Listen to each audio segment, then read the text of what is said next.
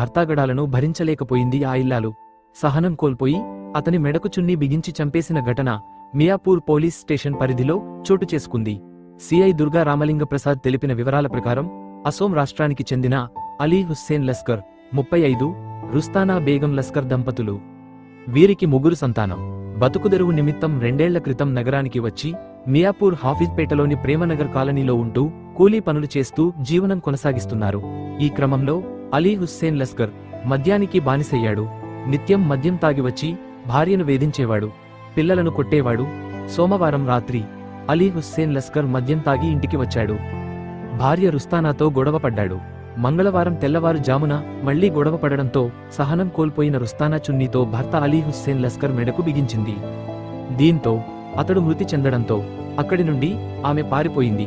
మృతుడి సోదరుడు అక్బర్ హుస్సేన్ ఫిర్యాదు మేరకు మియాపూర్ పోలీసులు కేసు నమోదు చేశారు.